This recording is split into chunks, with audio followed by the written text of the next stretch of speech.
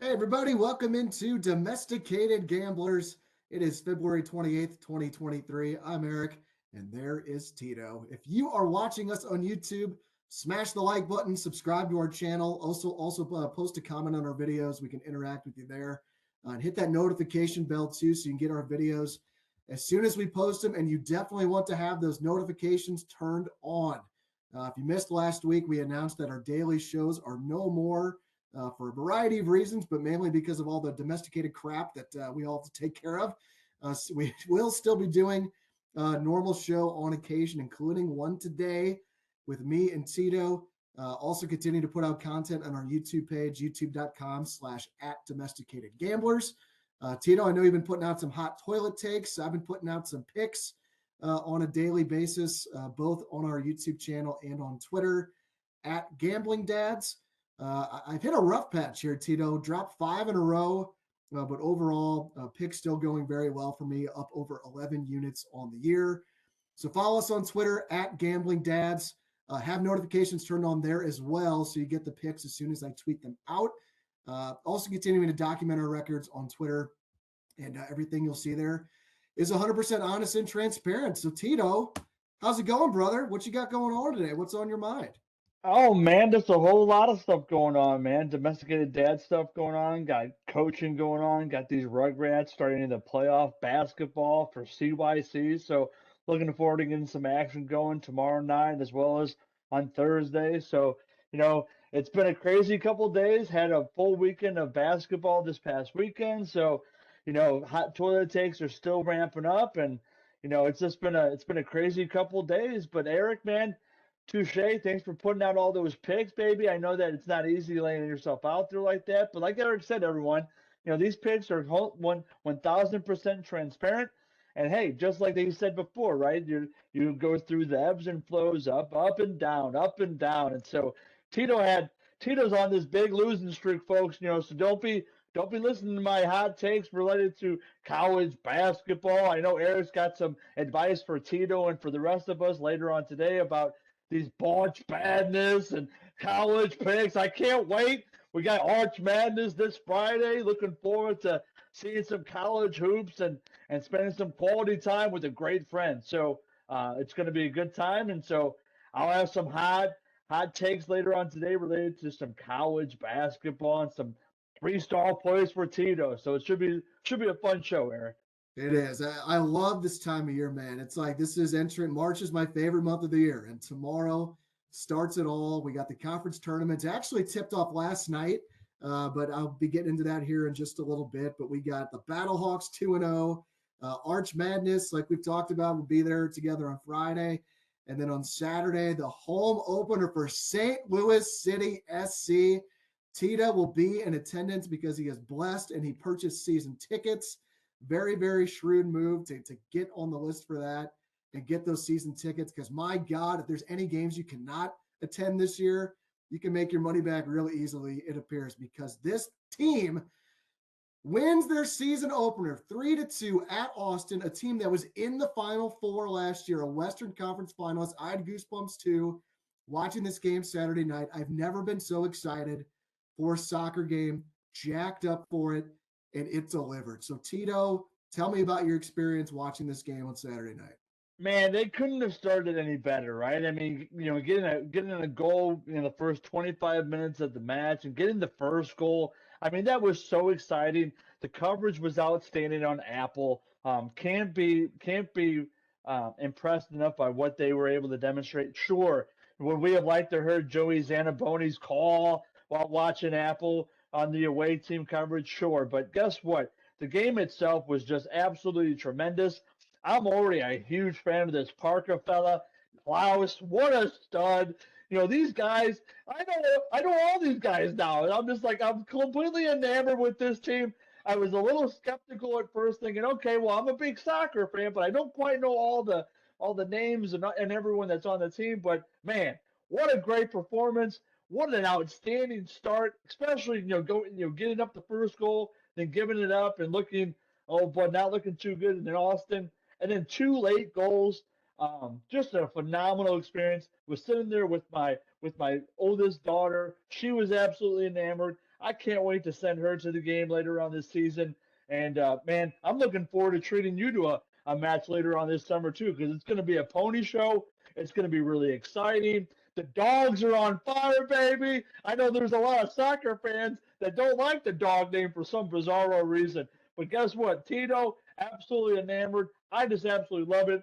Let's not even talk about this fraud of the Battlehawk team. I could care less about that crap. I want to talk more about MLS. I want to talk. I also want to bring into Eric. You just lit a fuse for Tito, baby. I want to talk about this pitch clock. I want to talk about spring training. What a disaster this is too. Big old whoop for a bunch of different anomalies or different sports going on. Man, big fired up. Thanks for reminding me about the dogs, about Battlehawks. Who cares? Woof. That's what I gotta say. So, well, yeah, I want to talk about the pitch clock thing, but before it leaves my brain, yes, for City, for the game on Saturday, it is my birthday that day. My mom has been kind enough to babysit my child. So Stacy and I, we're coming downtown. We're not going to the game, but we're going to get there probably around 4:30. We're going to get the whole experience.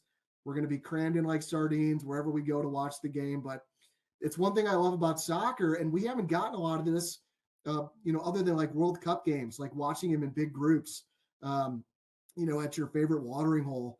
But man, downtown is going to be packed on Saturday night. I just cannot wait to celebrate my birthday while watching the Dogs against Charlotte. I'm so excited about this. And it's a great point you make, Tito, about getting to know these players. Because I think if you stick St. Louis on the front of the jersey, people are going to be into it no matter what. Right. But Tim Parker with that red hair, Klaus, just this big old guy, and it's towers over everybody.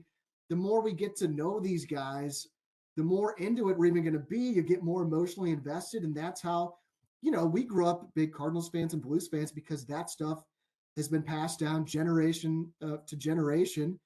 Cardinals over 100 years, Blues over 50 years now. And now we're going to be those people, hopefully we have grandkids and maybe make it to great grandkids someday, that St. Louis City SC is a huge deal. And we're seeing it take off here, man. I can't really compare this to anything else that I felt, but even if they would have got their ass kicked Saturday night, I still would have been excited for it. But the fact that they won, and we've talked about it on previous shows, this team is going to overperform their expectations. There's no doubt in my mind.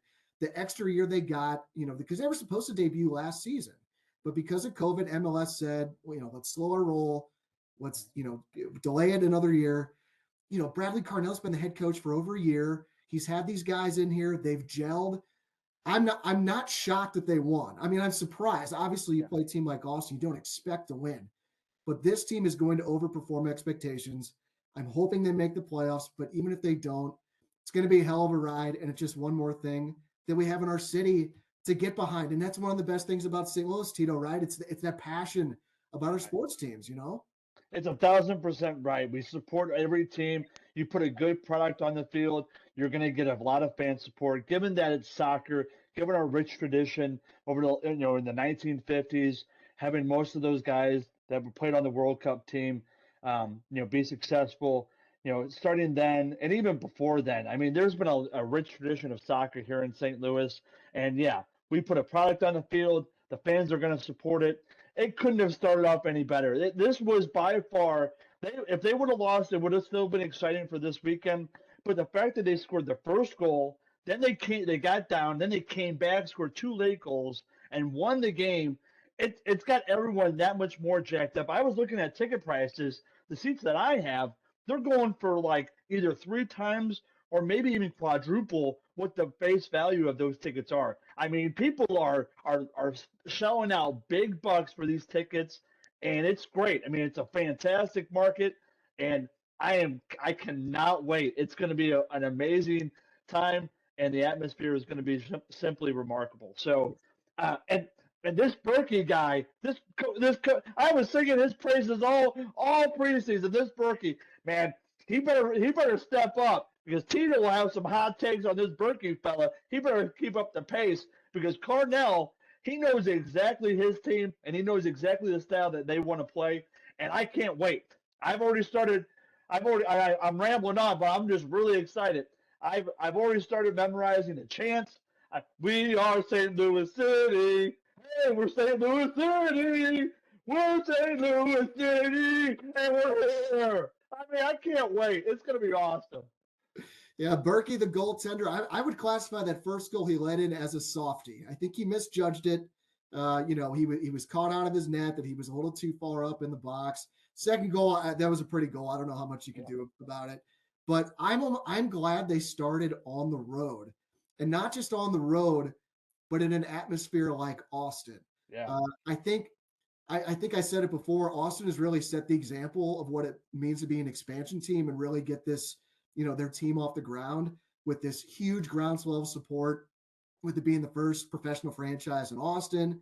The chanting and just the atmosphere there was second to none. A buck tied for first with probably what we're going to see this Saturday night down at City Park. And not only that, a St. Louis native, a St. Louis University product, Kip Keller, being the guy to F it up and gift this team the tying goal.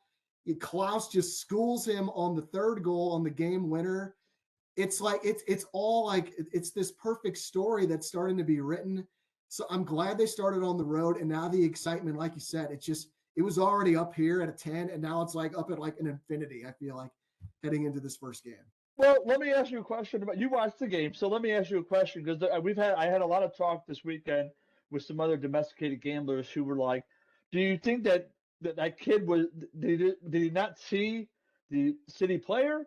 Because from my angle, from my viewpoint, it looked like that city player kind of goaded him into thinking, "Hey, I'm your teammate, pass me the ball," and not really noticing the guy between him and the goalie. So I want to get your thoughts on that. I think the STL City player, I can't remember his name off the top of my head right now, but it looked like he kind of Stroud.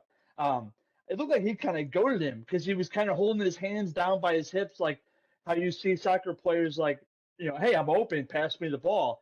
But I want to get your thoughts on it, see what you thought, if that was a conspiracy theory, if he didn't see him, or if he was just trying to pass it to the goalie.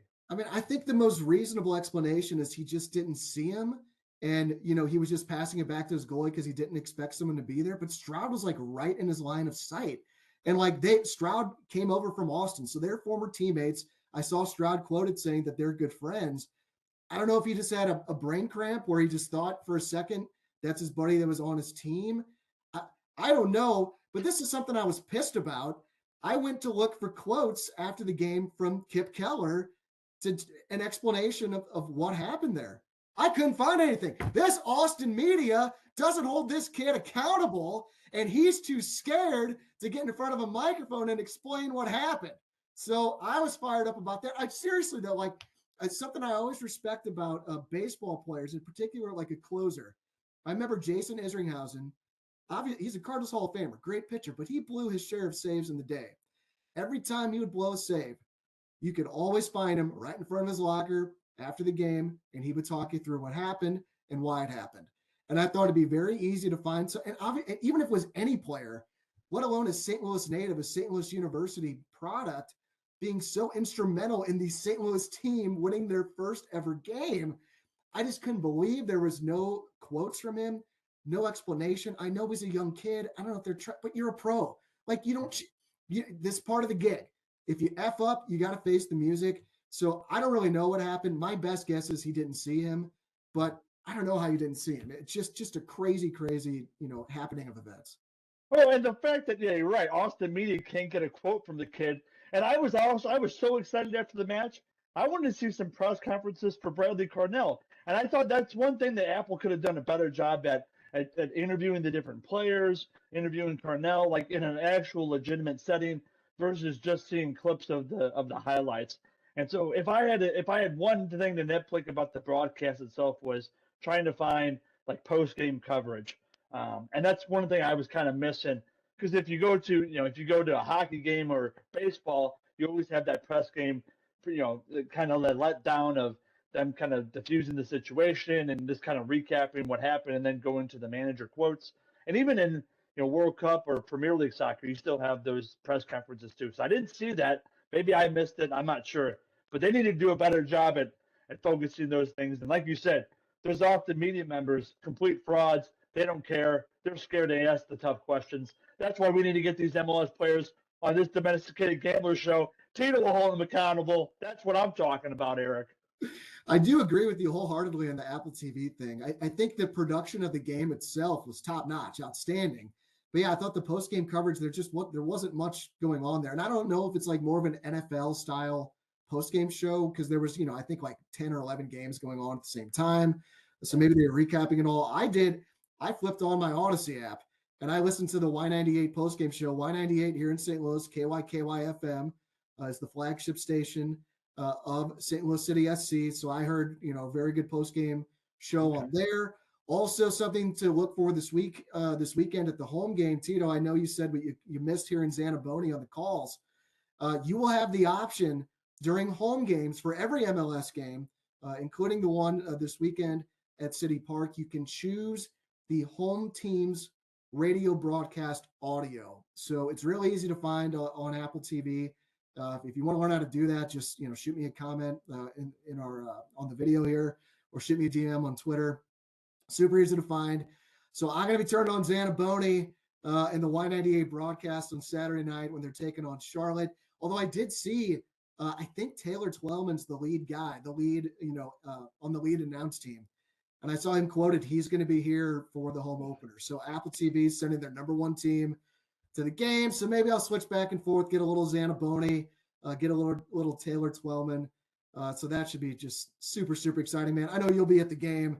But I'm going to have my headphones in, baby. I'm going to be listening to the broadcast. I'll be listening to Zanaboni, I think. I think that's the play because this kid, he's the Tito-esque performer, baby. He's got the hot shots. He's got the great catchphrases that Tito loves. And so I think I'm going to have some earbuds in and listening to the game and cheering on and chanting just like those other crazy St. Louisans, baby. I can't wait. It's going to be an awesome experience. Yeah, the only problem with that, though, is if you're listening on the Odyssey app, there's going to be a delay. There's going to be a delay, probably a 30 to 45-second delay, so that's not going to work. But if you are watching at home on your TV, the audio does sync up perfectly live where you can hear Zanaboni. So any games, Tito, you're watching from home this year when the Dogs are playing at home, get your Zanaboni fix for sure. Want to get back to what you mentioned about the pitch clock with MLB and spring training. Elaborate on your take on this, please. Dude, this is insane. This is MLB getting too gimmicky, getting too crazy with this stuff. These people shouting from the rooftops talking about, oh, baseball takes too long. It's too boring of a game. There's too much time between pitches. If there was more offense, if there was more, not even offense, that's the wrong word. If there was more action in the game, that's the issue with baseball. Don't try to make these gimmicks about pitch clock. I mean, they're taking it way too far. I mean, what was it last week? That it was a 3-2 pitch, bottom of the ninth. I know it's preseason, but they called it a ball. They called it a strike because the batter wasn't ready, and that's how the game ended.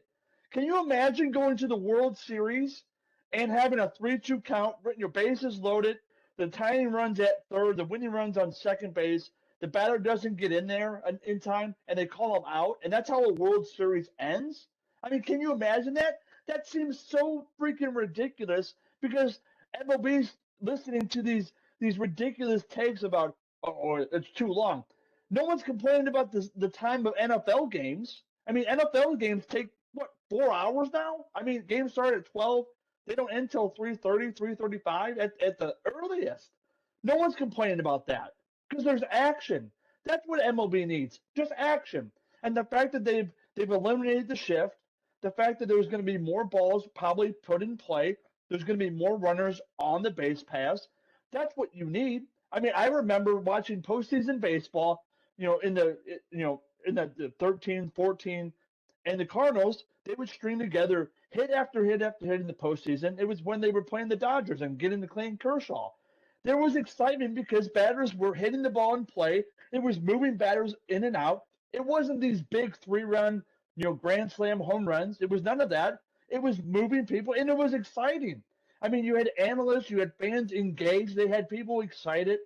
But MLB is gone way too far. I mean, they went way too far with the analytics. They went way too far with launch angle, with BBAP or BABIP or whatever it's called. I mean, there's some of these things that you have to be a mathematician to understand what the formula is to calculate, what's this or what's that. It's too insane now. It's like you're trying to get younger, but that's not how you get younger. You get younger by just having more exciting players and more action. Just find out how to make more action. The fact that they've eliminated the shift, there's going to be more action now. There just will be. There'll be more balls in play. There's going to then turn more people on the base pass, which will then in turn, get people moving, and that's what's exciting. It doesn't need to be these gimmicks about 8 seconds, 9 seconds, and here's a strike, there's a ball. It's way too far. They went way too far with it, Eric. It's just a complete asinine, test or whatever you want to call it. Yeah, I do think there will be more action, and just in that a lot of those balls that were going to be hit into the shift in prior years will become hits now.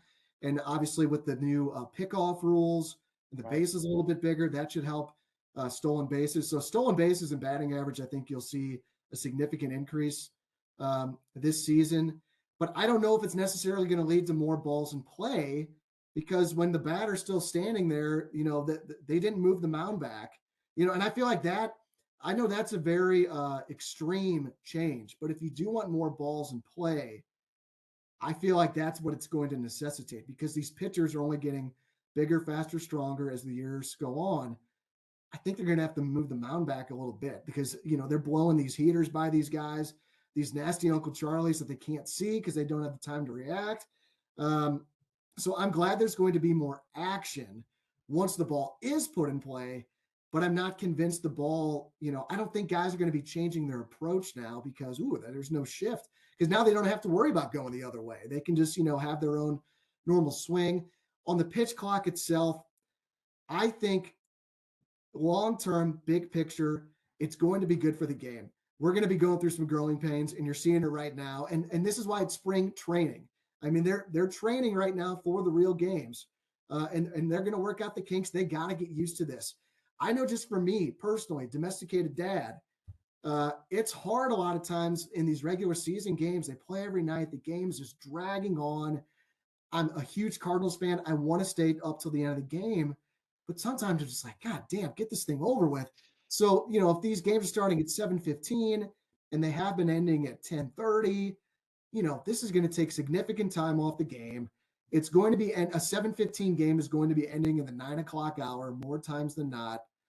I think that's good for the viewing experience in terms of how long the game is. But I agree, Tito, postseason, I don't give a shit about how long the game is. It could go 6 hours. The drama is so good that I hope they almost just wipe these rules out for the postseason, but I don't think they're going to do that, are they? But they haven't done that. No, that's not part of the rule. The rule is, okay, this is what it's going to be going forward. It's just ridiculous. It's asinine. Again, too gimmicky. It's way too gimmicky. I mean, they tested this in the minor leagues. They moved it on up. Again, that's minor league baseball. No one watching minor league baseball. Let's be real here. That's asinine. I mean, the fact of the matter is, yeah, there's going to be more action in play. There wasn't a rule for the MLB could put in place to make a batter go opposite field. So what did they do? They had to eliminate the shift, which I totally agree. There's going to be more action now.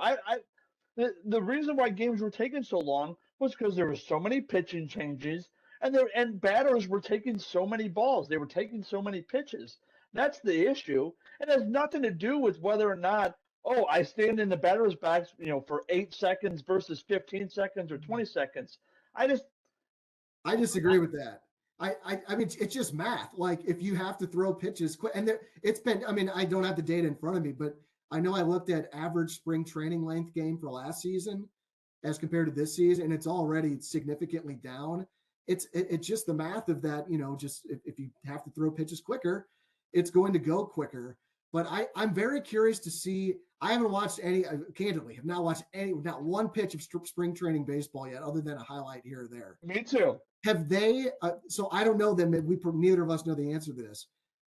Have the teams been trying to get around the shift rules by like bringing like the left fielder over to like short right field?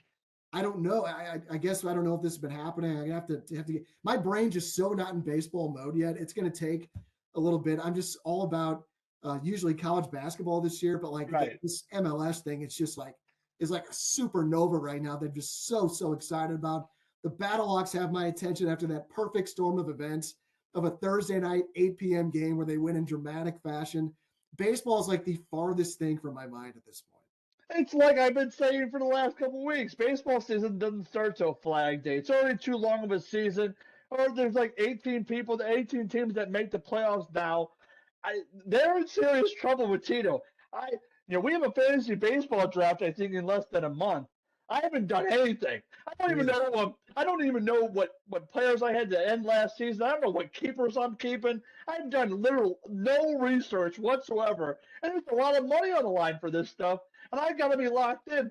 But I can care less. I want to watch MLS, baby. I want to complain more about the Battlehawks opening up the 400 level. What are you doing, XFL? Get out of here with this crap. Big old whoop to that, too. Just wait, Tito. That first game of the Dome, you are going to be all about it. I'm telling you, you're going to see that Dome filled up with all these fired up St. Louisans yelling, caw, caw, and they're going to go 4-0 after beating whoever the hell they're playing in that game. And Tito, unless you're just going to defiantly continue to just rip on this XFL team, if you just open up your heart.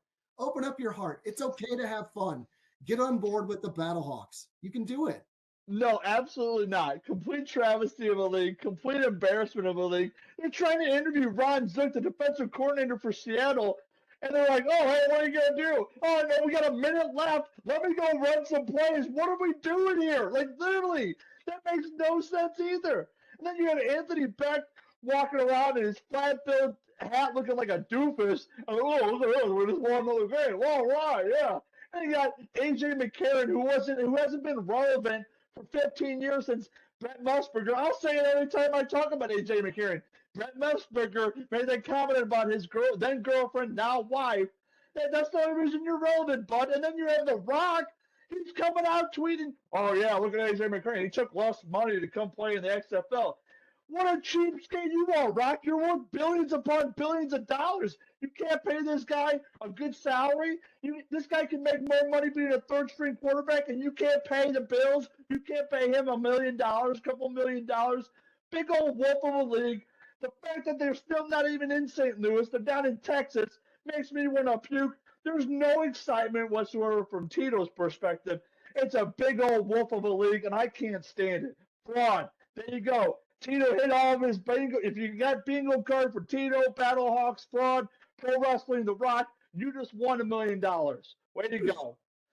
Oh, God. Well, it's A.J. McCarron, by the way. A.J. McCarron, who's going to be leading these Battlehawks to victory this weekend as they go to 3-0. And on this subject of flat-billed hats, I need to – you triggered a big point in my brain. So I know pretty much instantly – if I see someone wearing a flat-billed hat, I mean, and to each their own, don't get me wrong. Some people like some things, other people like other things.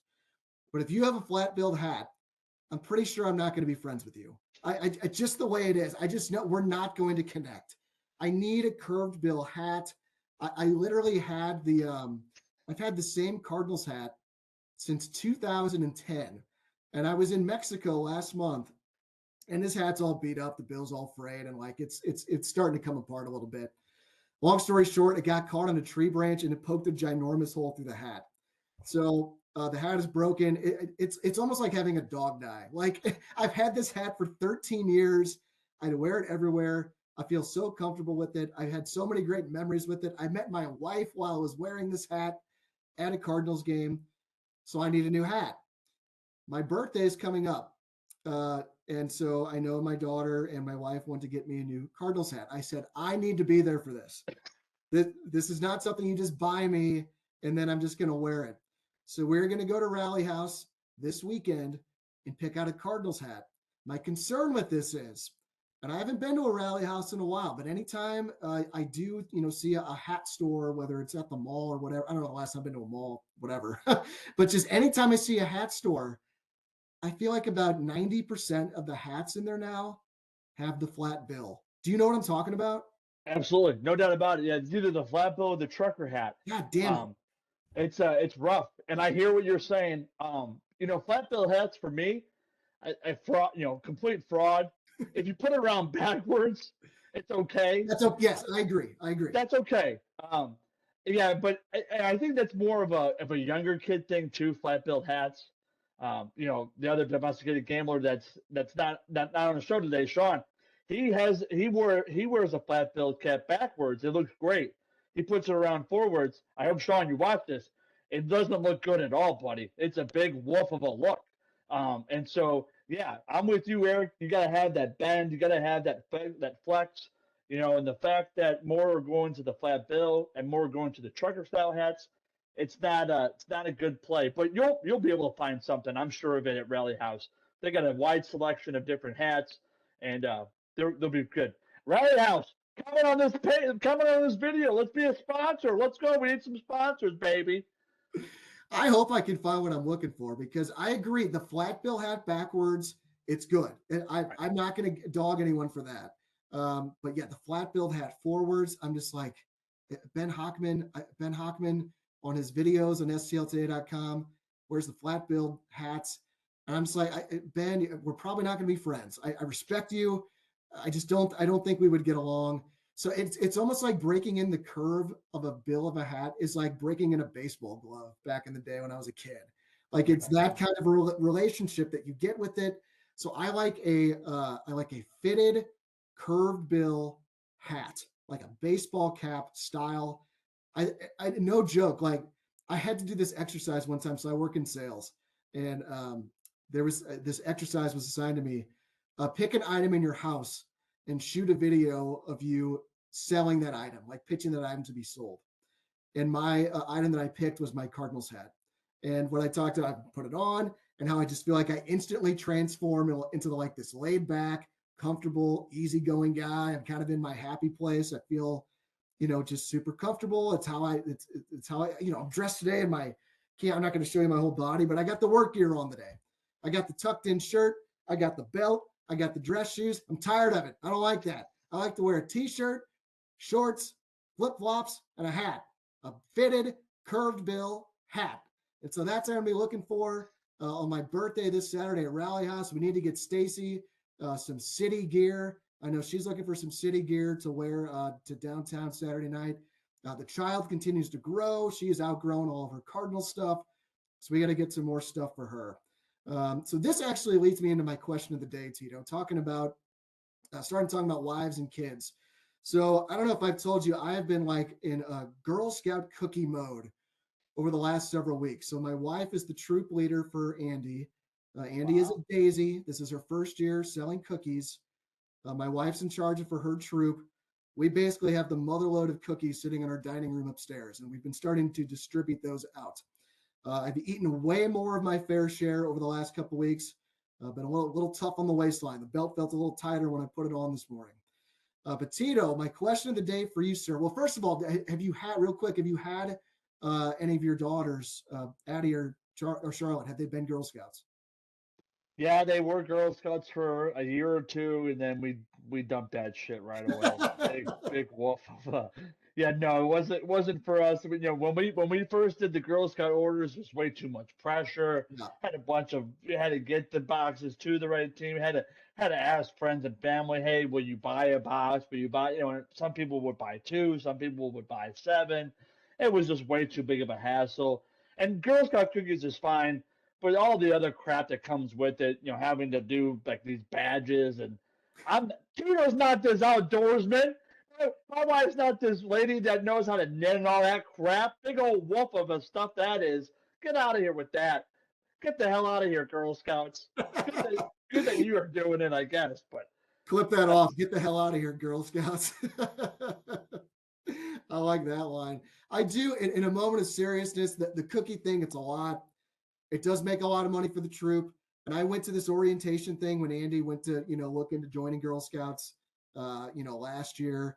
You see the older kids there that were, doing these activities with the younger kids. It's pretty cool. Kids can get into a lot of bad shit, with getting into the wrong crowd, getting into activities that maybe are not things they should be doing. This seems very wholesome. And I also like that it's something that my wife can do. And I'm not outdoorsy either. I'm not going to be the one going camping with them. Stacy's all about that stuff. Yeah. So I think it's really good. I could tell already Andy's making some really good friends from her school and from her Girl Scout troop as a kindergartner.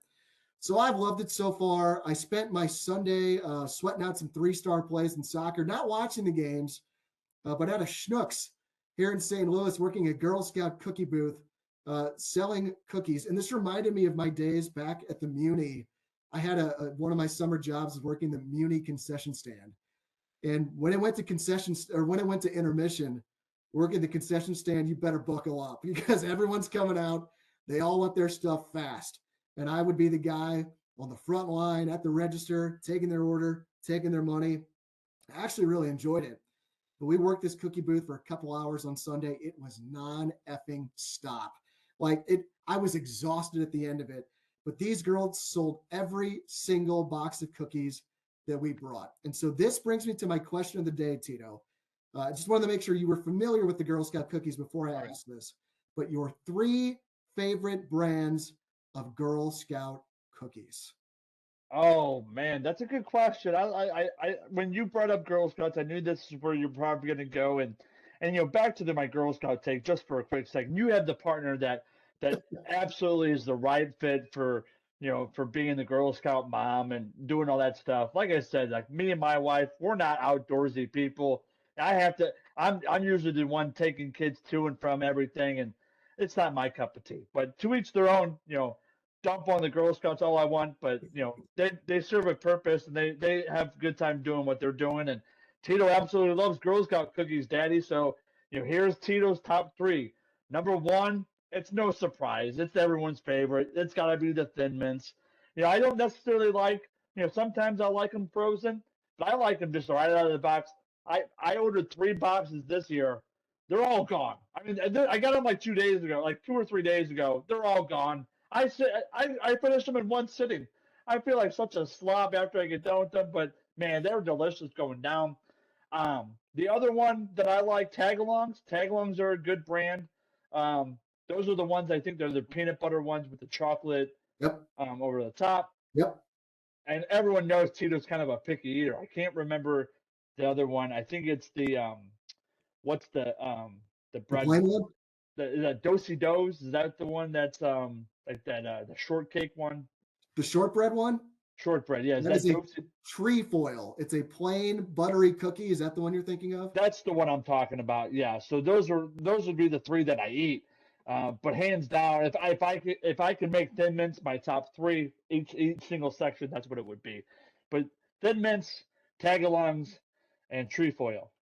We have What about you? the exact same list, except for a little bit different order. Thin Mints is number 1 for me, but they got to be frozen. I agree, they're fine room temperature, but something about that frozen Thin Mint, man. Yeah. And you're right.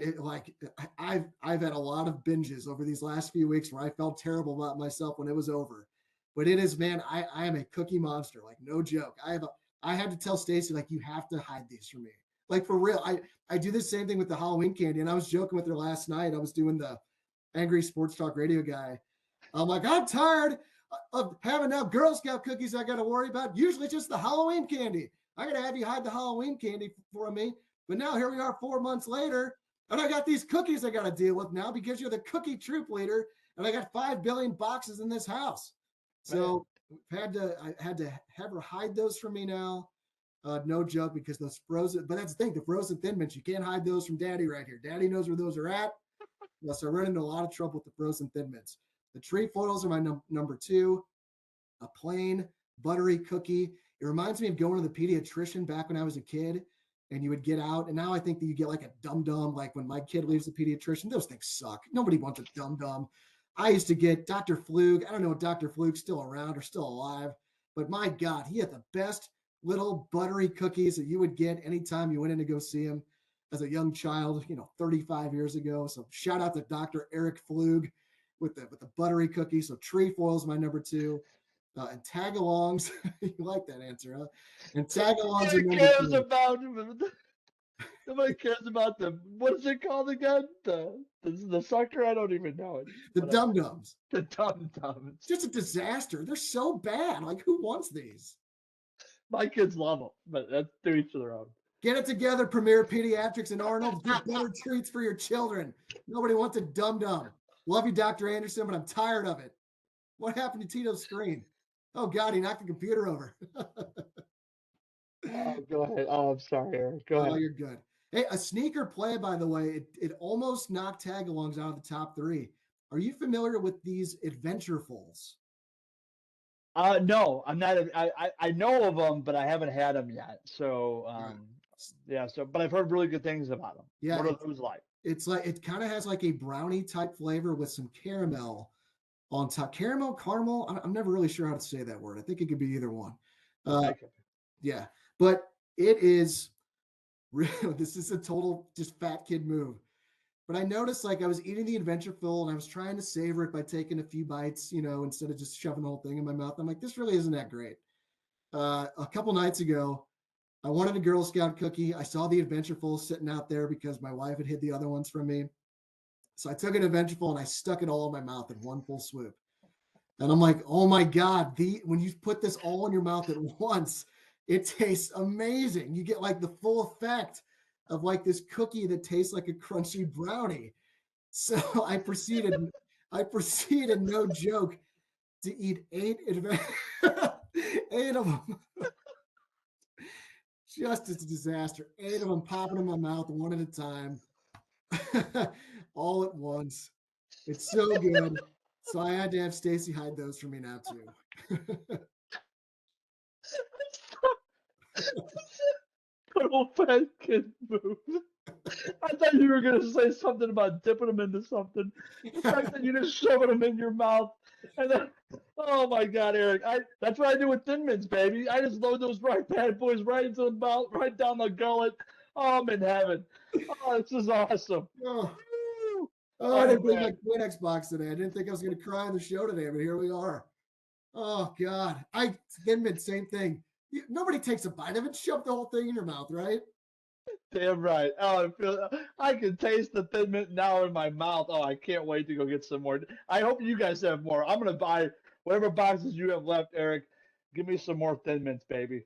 Oh Jesus, God, yeah, shoot me a DM on Twitter if you need Girl Scout cookies at Gambling Dads. My kid's still selling them. My God, I think we have another Girl Scout cookie booth at a Caldy's Coffee coming up a couple Sundays from now. I'm gonna have to check the soccer slate, make sure I'm not missing any big games that Sunday. Oh God. All right. My God, we've already gone about what 40 minutes or something probably already, but I haven't even got to my conference tournament betting system. But I'm ready to give it out. Tito, are you ready for it? Man, yeah, I can't believe we went this long on this, but man, I'm looking forward to I'm gonna trail you all the way All on right. this college basketball betting system. I'm gonna be right with you, giving lots of plays over the next month, especially with Bart's badness, and so I'm really looking forward to learning some more information about this system and becoming profitable.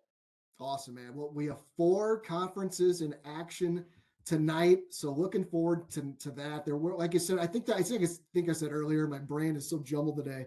There were a couple games last night in the A Sun tournament, but neither of those games fit the system, so I passed on those. But the system is in full effect tonight with several bets. So I figured today is the ideal day to give out the system. And no joke, Tito, these 2 weeks, this week and next week, are my two favorite weeks on the sports calendar every year because of this system. So, like I said, we'll be taking off work on Friday to go to Arch Madness. Next week, every year I take off work on the Wednesday, the Thursday, and the Friday because those 3 days in particular are my favorite days of the year to bet on sports because there's just so much freaking action with all the big conference tournaments going on. So I just love this time of year. But and here's the deal, guys watching and Tito, this is not like some foolproof get rich system that's going to hit like 70%. It's not about that. Like I'm not trying to get rich from gambling. I've said before, I'm not wired to be able to handle these swings of like significant money coming in and coming out. Like I'm just trying to be profitable at the end of the year. And even if I end up losing a little bit, like that's okay because I view this as entertainment and I just want to have a hell of a time. And I've said really since the start of the show, what I love most about gambling is the whole process of researching the plays. Love talking about gambling with you and Sean and my other buddies and my brother. Love the entertainment of having a sweat while watching a game, and that's what this system is all about. It's all about having a ton of action over the next 2 weeks and a ton of entertainment. I just love the drama of March. Like, I cannot wait to flip the calendar to March tomorrow once it gets here, especially with all these small schools playing this next week or so with everything on the line for them. It's just so much fun for me. And if the math continues to hold, we're not going to get rich from this, Tito, but we're going to make a little bit of money and we're going to have a lot of fun while doing it. So before I get started on the system, Tito, I want to play a little guessing game with you. Do you remember the clock game on The Price is Right with Bob Barker back in the day? So basically, the way this works is you guess a number, I tell you higher or lower, and then you keep guessing until you get the right number. Does that ring a bell? It does not. When you talk about the clock game, I'm thinking about the guy that's going up the hill, the guy that's doing the yodelay, all that stuff. That's what I'm thinking of. I'm not familiar with this game. All right, well, I'll explain it real quick. It's easy to understand. I just really want you to guess a number. How many bets did I make on conference tournament games last season? I will tell you higher or lower, and you keep going until you get the actual number. So, what's your first guess? How many bets did I make on conference tournament games last season? 50, Higher, 75, higher, 100, higher, 125, higher, 200, lower, 175, higher, 180, lower. 176. Correct, 176. So, over a 2-week time span, I had 176 bets last season on conference tournament games. What are you doing? I mean, you're a complete degenerate. 176 bets over 2 weeks? What's the Yes. math on that per day? I don't know what it is per day, but I do know like that Wednesday, Thursday, and Friday next week when all the big conferences are in action, I have about 30 to 35 bets per day usually. It's amazing. It's going to be a lot of tweeting. A lot of tweeting. So, of those 176 bets last season, my record was 95 and 81. Wow. That is 54%. So, to put it in money perspective, if you bet 1 unit on all those bets at minus 110, which is what pretty much all these bets are going to be, you would have made 5.9 units last season. Wow. So, again, you're not getting rich off this, Right. but you're going to have about 175 bets of entertainment. And if history holds, you're going to make a little bit of money. So, again, last year, the record for the system was 95 and 81. The year before that, the record was 92 and 81. So another winning record. You would have made 2.9 units 2 years ago on this system. The year before that in 2020, I know 100% it was profitable. I cannot find that spreadsheet for the life of me for 2020. That was the year COVID shut everything down just 3 days before Selection Sunday. But I know, God, that was just a nightmare. Just obviously more important things going on in the world, but I could feel it coming. It was that Thursday morning. I don't know if you remember this. It was St. John's and Creighton. We're playing in the Big East tournament. Yeah. Every other conference tournament had shut down. And for some reason, St. John's and Creighton were still playing their game. The only game going on that day. They got to halftime and they banged the game. They shut it down and that was it. And sports was gone until, later that summer. So yeah, crazy. So I discovered this system in 2019. It's been profitable for the last 3 years. And so I'm going to continue to ride with it. And it would be an anomaly. And I'm going to go into it where you'll see like just how big a sample size this is over the course of time, where if I just lose my ass on this, I would be super, super shocked. Could we lose? Yes. But I don't think we're going to get our ass kicked. And let me get into it as to why. So let's get going on my 5-part conference tournament betting system. And the first part I want to hit, Tito, is Arch Madness, baby. The Missouri Valley Conference Tournament right here in St. Louis. It is an under festival.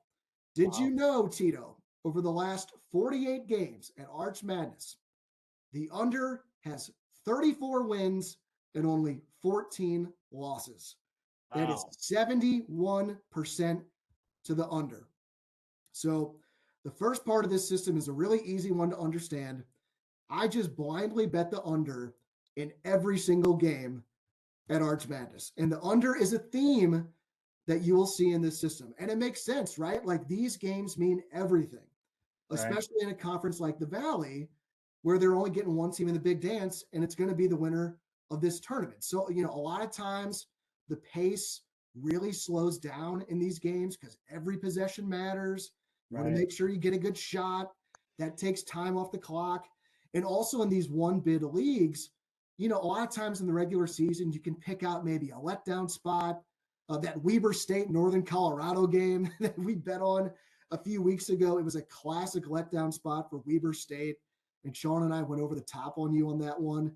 Yeah. That ain't happening in the conference tournament. There are no letdown games in the conference tourneys. All these teams are at max motivation. That means you're at your peak defensive intensity, and that helps the under as well. So that's part number one. Bet the under in every single game at Arch Madness. You got 11 games in the tournament. So say those unders go like 7-4. You got 11 games of entertainment, and you got to make a little bit of money. Tito, what are your thoughts on the first part of my system there? Yeah, I do think I agree initially with the underplay. That's a really smart play. The lock, especially with these smaller conference tournaments, you're only getting one seeded, so you're going to have to really make sure that you're playing really solid defense and being very very selective on your shots. I don't know if I would agree with the whole letdown. I've seen Arch Madness. I've seen the 8 or 9 seed upset the top seed on that Friday a handful of times, and so. I do think that the higher seeds tend to can be kind of a little bit of a sleeper play, especially that first or second game that they're playing, and so ride that momentum, and then it finally fizzles out kind of towards the end of the tournament. But I do like the underplay. That's a really really smart play, and I like that. I'll definitely be using that strategy on Friday as well as throughout next week. So that's a smart play. I like that idea a lot. Yeah, I love that. Those are great points to bring up too. And I'll elaborate a little bit more about them later on in the system about kind of riding favorites a little bit later on as conference tournaments go on. But yeah, Tito will be at those 2 games on Friday afternoon. I'm going to be shipping the under on both those games. So that was part number one. Part number two of the system has to do with one of Tito's favorite topics, big underdogs.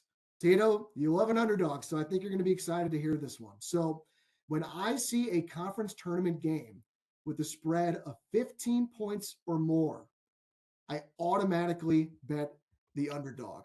So I already see you putting your hands together. Yeah, you love this. So this is a sample size that goes back to 2005. All right.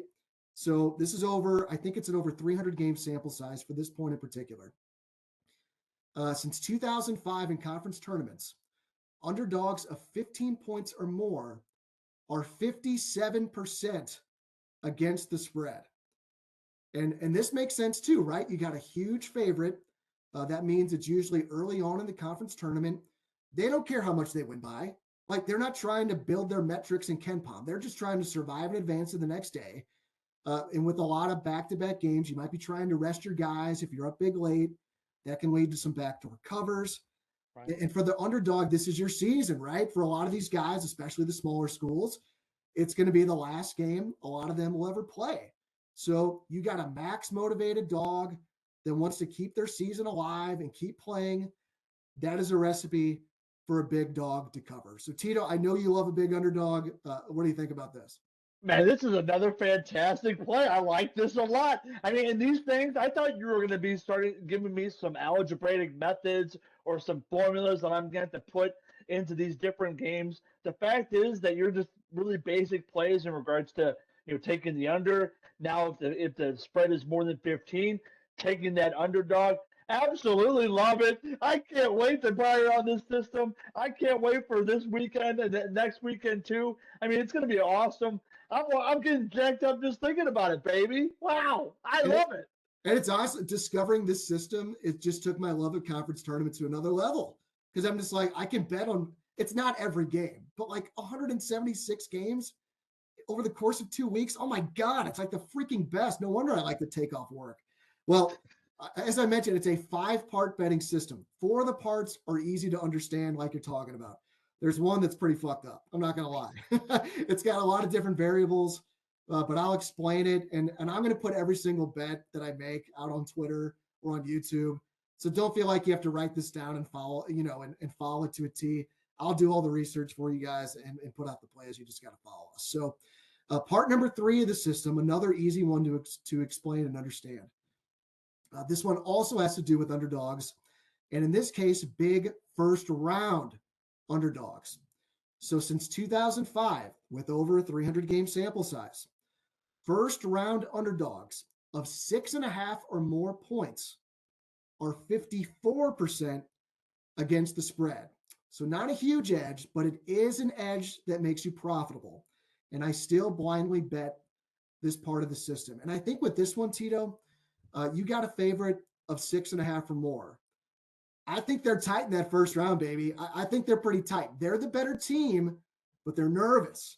This first game, especially these smaller schools where you got to win or your season's over. Tito, I mean, baby. They don't call it March Madness for nothing. Time for these underdogs to shock the world, right, baby? Oh, absolutely, Danny. They're gonna miss those free throws at the end of the games. They're gonna be up 6 or 7 points, and little Cinderella's gonna put on the slipper, and they're gonna come over with the shipping of the plus points. Man, another great philosophy to use. Again, something I'm gonna definitely utilize, especially in those opening round matchups. If it's a 6.5 point favorite, and the dogs are getting 6.5, man, that's a recipe for some money-making opportunities. So I think the little caveat to that is to look at the last several games of how each team had performed, seeing the head-to-head matchup that they've had, and then really, really taking advantage of those lines that maybe Vegas is just looking at getting some action put into the game itself. So another fantastic dynamite type system play that you can definitely utilize from time to time here. Definitely during college basketball tournament. And never a bad idea to look at recent form or prior results. But for the purpose of this system and betting conference tournaments, I don't look at any of that stuff. Like I'm like a machine. There's no thinking here. The system is in place. I follow the system.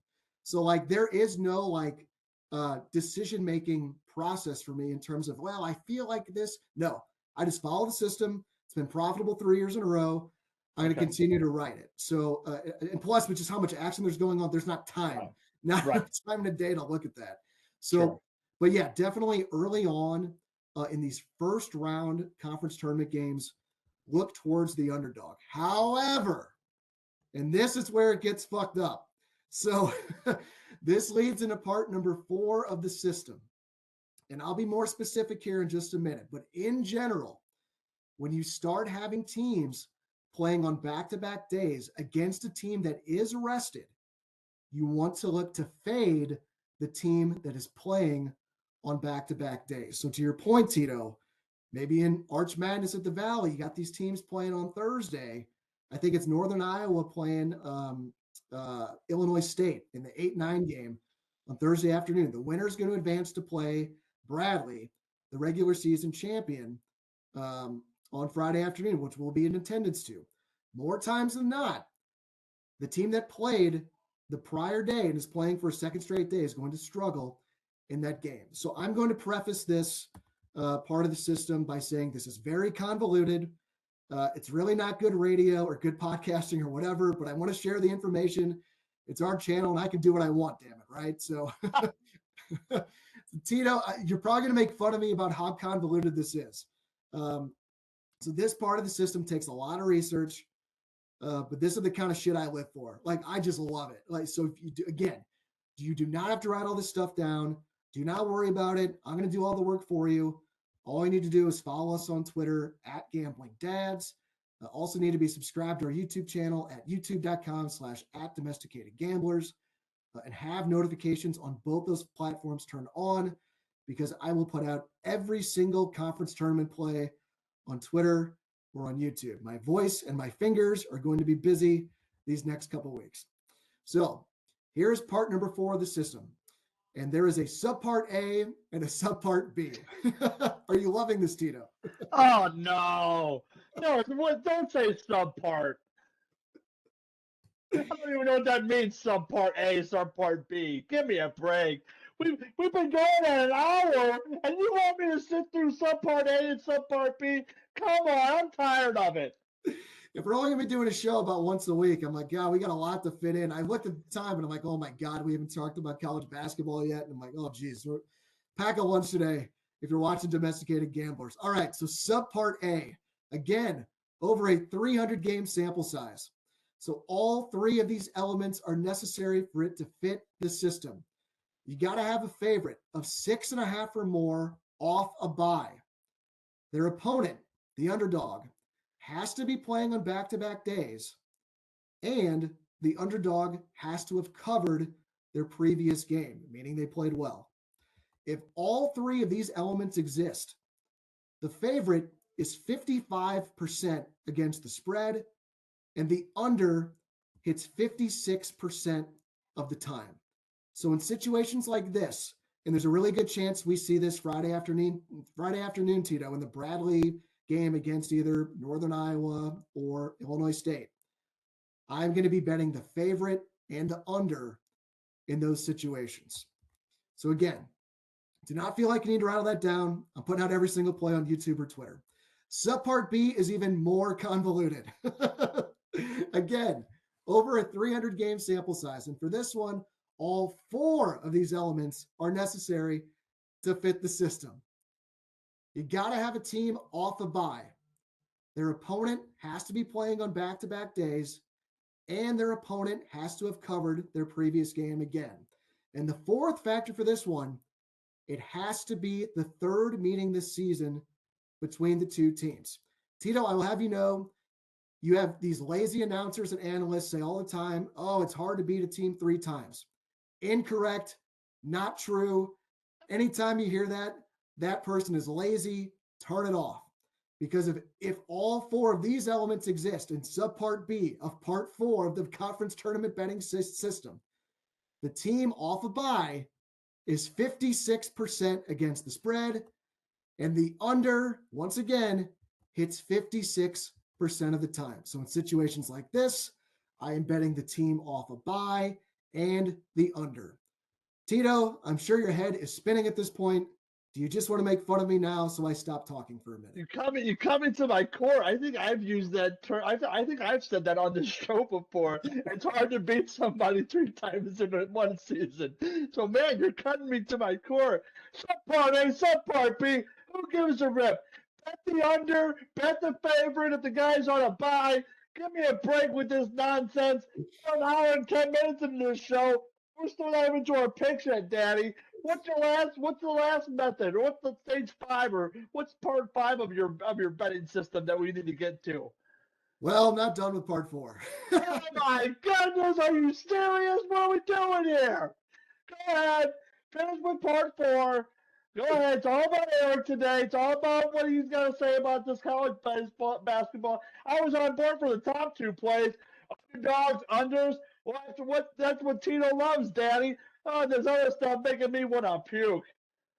I knew I was going to get your dander up once I got to part 4. I knew you were going to get pissed off. I don't blame you.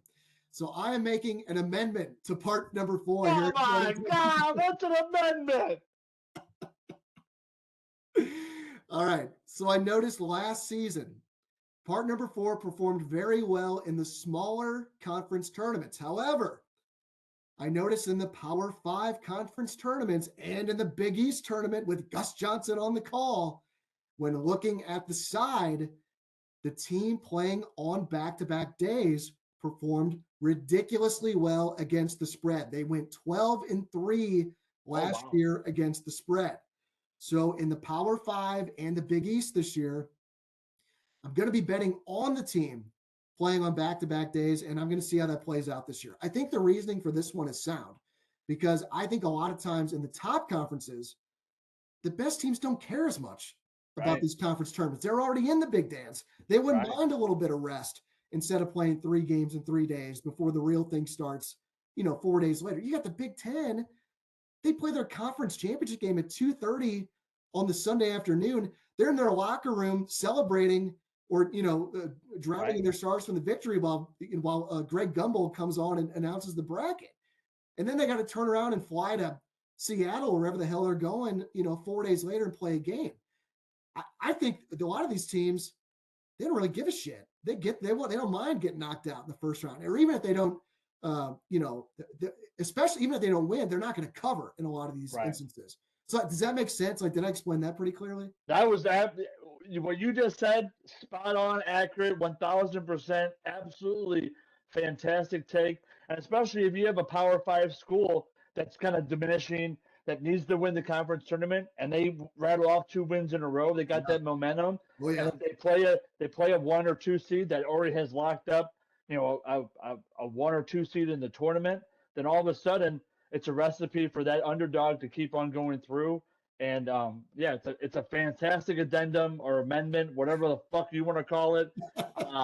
Is that it? I mean, do we have another little system that we have to talk about? Well, I mean, that was good. I just sang your praises, so maybe we can move on. I don't even know. Well, that is the end of part 4. There is one more part, but it's very easy to understand. I'll save you some grief. But again, for part number 4 in particular, I'll do all the research. Don't worry about it. I'll put out every single play on YouTube or Twitter. The last part, thank God, part 5 is easy to understand. If I see a conference tournament title game on a neutral floor, like Arch Madness on that Sunday, I automatically bet the under.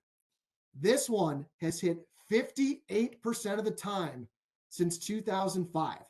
Again, over a 300 game sample size. So if you see a conference tournament title game on a neutral floor, bet the under. It hits over 58% of the time. Bet it early, though. Vegas is onto this trend. I've noticed the last couple of years, these totals will come out usually the night before the game, and they'll drop 2 or 3 points within the next few hours. So, again, another reason I have notifications turned on. I don't really sleep during these 2 weeks very much. I'm off work most of the time.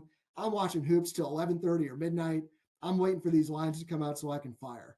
So this part of the system went 16-12 last season. That's 57%. And this system overall, again, since 2005, I said, has been 58%.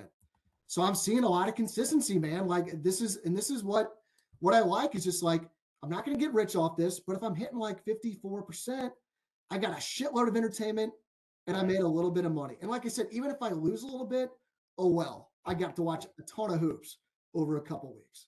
Well, and to your point too, that conference title, if it's on a neutral site, I mean, remember that's the one caveat to remember about that last play is it's on a neutral site. Right. You know, these conference tournaments that are at these, at these home sites of these teams that are going to win the conference tournament, those don't rattle here, or those don't count here. So be wary of that. But man, we finally got through it. I didn't think we were ever going to get through part 4. I thought you were going to have like 18 other amendments that we had to worry about, but it's a pretty basic system. And like Eric said, everyone, put the notification on, get those bets, follow us on Twitter at Gambling Dads. You'll get all of the plays that Eric is going to be throwing out there. I'll be throwing out plays too, baby. I might be sharpshooting him on a few of these things. It's not 100% guaranteed, but I'm going to come over the top on a few of these, Daddy, because Tito loves the underdog. Tito loves Cinderella. I can't wait for a couple of weeks. March Madness, Dickie B, Greg Gumbel. I don't even know. Let's go. Let's move on to the picks, Daddy. We're an hour and 10 minutes into this show, baby. Let's get it going. We are moving on to the picks. I got 5 of them to give out tonight with the conference tournament betting system that I'll give out here real shortly. But you got to like the video. If you're enjoying the content today, subscribe to our channel, especially now that we're not doing a show every day. You want to see Tito's hot toilet takes, have those notifications turned on so you can see Tito right after he wrapped up his business on the toilet and hit post on the video. You get it because you can see how fresh that content is, right, Tito? Well, and don't even say that, right? It's not even when I got done with wrapping up the toilet, baby. I might be in mid dump. Who knows? But you absolutely love it. I'm on live. I'm live on YouTube all the time, Daddy. And by the views, nobody notices that I went live. But you need to check out the live portion of Domesticated Gamblers YouTube channel, baby, because that's where Tito's hot toilet takes are going to be going on from now forward. It's going to be live on the toilet, mid-dump. You all love it. You love to hit a stinky. I love to give the stinky. Let's go on to the picks, Daddy. Let's get it, Tito. Guys, heads up. We're going to be talking in terms of units now instead of dollars. I just think that's more realistic. Most domesticated dads ain't dropping $300 on a 3-star play. So we're going to talk units. We do not unit size shame on the show, but 1-star plays are 1 unit, 2-star plays are 2 units, 3-star plays are 3 units. Tito, for February, you're 17-21. You're down 3 units for the month, but overall, still 33-30 and up over 20 units. So Tito, you're still looking real strong overall. What picks do you have to give out today? We're going to go college basketball. We're going to go to the top 25 action. We're not going to do any of this Florida Gulf Coast. I don't even know what conference they're in. They're in their conference tournament. Who cares? I'm going to have Arch Madness coming up in a few days. I'm going to be betting on those games all the time. But tonight, we're going to Big 12 action again, Daddy. We're going Kansas versus Texas Tech. Kansas laying 9 points at Texas Tech. Texas Tech, what a fraud of a team that is. They got that 80-year-old head coach that doesn't know how to recruit, doesn't know how to win on the road. They're 5-11 on the Big 12. Kansas is laying 9 points. They're going to win by like 25, baby. They got to get right. They're going to get Grady Dick's going to have about 38 points. The Tiger loves this pick. I already talked to him about it. He's absolutely enamored with it. And then we're going to go 8 o'clock. These are both 7 o'clock starts or 8 o'clock starts, Daddy. So, Eric, you're going to be able to watch these games. We're going to go to the SEC, baby. We're going to go Arkansas, heading to Knoxville, Tennessee. Well, Ricky Barnes. Ricky Barnes got this team going. They need a win tonight to get that, I think, to secure that double bye, I think, for the SEC tournament or put themselves in a good spot. So I like Tennessee. They're given 6 points. And so we're going to take Tennessee in that matchup. Arkansas doesn't know how to win on the road. I have no stats to back that up. I just believe it, baby. Brett Musselman, whatever his name, Eric Musselman, whatever his name is, he doesn't know how to win on the road. So we're going to take Tennessee laying in the 6 points. And those are both 1-star plays. Oh, 1-star. Okay, you're slowing your roll. I respect that. I have no problem with that, Tito. I can't stand Ricky Barnes. I can't stand Bill Self. No more 3-star plays for coaches I can't stand, baby. I'm on board with that. All right, so Tito's on the Jayhawks -9 and the Vols. The Vols? We're going to go Vols -6. Those would be fun games to watch, Tito. I also have Kansas involved in the play tonight, which I'll get to here in just a second. But for February, I'm 53-45, despite my 5-game losing streak. But I'm still up 7.5 units for the month. Overall, 75-60 and up over 11 units. One play tonight in regular season college basketball. I got a 3-star play, baby, on a 2-team moneyline parlay on VCU and Kansas. So VCU is hosting the Billikens. SLU has never, ever, ever won at VCU. They're 0-7. VCU can clinch the A-10 regular season title tonight with the win. They already whipped the Billikens a few weeks ago at Chaffetz. And I know Travis Ford, Tito. His teams are mentally weak in big games like this on the road. You know it. I know it. I think Travis Ford knows it, especially with this group. So I'm taking VCU money line because I'm not going to bet on TCU on the spread and then Travis Ford F me over. I'm ready for this guy to go. I'm ready for it to end. Is there any scenario in which SLU makes a miraculous A-10 tournament run and they can somehow win the automatic bid? Any chance of that happening? Yes, I do think it is. Wow. Well, then then tonight's game is not that important, is it? I mean, to be honest with you, is this a big-time game for SLU? Honestly, it's another reason why I like VCU. I thought about that because SLU, they basically have there's crazy things that would have to happen for SLU to not get a double bye in the conference tournament. Even if they lose tonight and lose to Dayton on Friday, they're almost certainly going to be a top 4 seed and get a double bye in the A-10 tournament. I don't think they really need this game. Like I said, VCU's at home and they can lock up the conference tonight. So they won it. It's a bad matchup for SLU anyway. They like I said, they never win here. VCU already beat them at home. So I'm taking VCU money line, and I'm going to pair it with the KU money line. Kansas at home against Texas Tech. Kansas also, they can clinch at least a share of the Big 12 title tonight with a win. There was no way they're losing this game to that 80-year-old coach from Texas Tech. They've been playing better of late. Like, don't get me wrong. But, like, Texas Tech is not coming into the fog and winning this game. So I'm taking VCU, Kansas, money line parlay for a 3-star play. You can get that at minus 141 on DraftKings. And then the conference tournament betting system, that's 5 bets tonight, all 1-star plays. Every play for conference tournament betting system is going to be 1-star play to me. Horizon League, 2 fun team. Tito, I know you like a fun team name like an Oral Bob. I got 2 of them for you here. You got Ooey Pooey against Bobby Moe. It's Papa Mason, baby, and IUPUI. Love this matchup. Oh, it's going to be awesome. I can't wait to watch this game on ESPN Plus, Daddy. That's IUPUI against Robert Morris.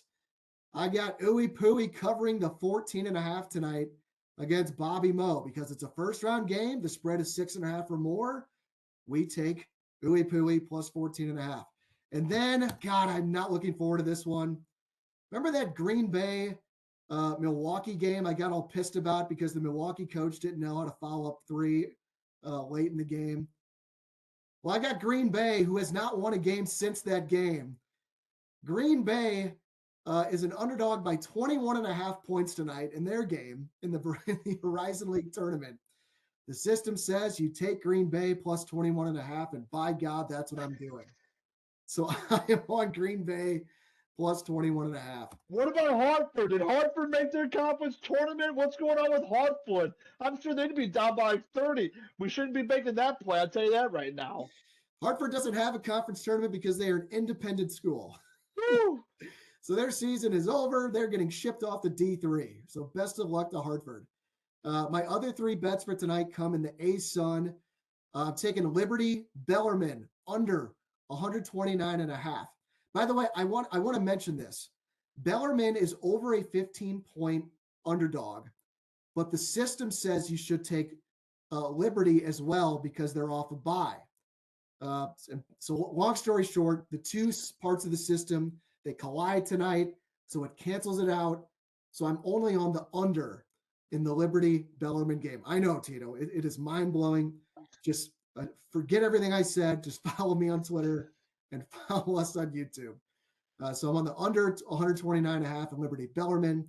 And then Kennesaw State, I'm taking them -7, and I'm taking the under in their game, 152.5. So those are my plays for tonight. That's all I got, Tito. Anything else you got before we wrap up the show? I think Mountain State is going to be sharpshooting you on some of these college basketball plays. He's going to be watching you like a hawk, Daddy. He's going to be making sure that all these systems are in place and that you are following them to a T. I trust you, Eric. I'm going to follow you, baby. We're going to ride this wave. We're going to be over 50%. And I just, I had a lot of fun today. This was a lot of pure enjoyment, talking St. Louis sports, talking college basketball, talking Girl Scout cookies, talking, just our bets. I can't wait to see you on Friday. It's going to be a pony show. I can't wait to hang out with you on Saturday down for the Dogs match. And man, what a great show. Had a lot of fun. Kudos to you for laying out your college basketball system betting tool. And man, Tito's going to be right in your coattails, baby. So what a fantastic show. Great job, my friend. Love you, brother. I think we set a record for the longest show, but probably had the most fun of it. Second time I've cried on the show. First time tears of laughter instead of tears of sadness talking about my father. What a show today, guys. Hit the like button on your way out. Subscribe to our YouTube channel. Also chat with us by commenting on our videos. Hit the notification bell too so you can get our videos as soon as we drop them. And again, make sure to follow us on Twitter @GamblingDads and make sure you have notifications turned on Twitter and on YouTube. For Tito, I am Eric. This has been Domesticated Gamblers. Thanks for being with us, guys. We will see you soon, and let's cash, baby.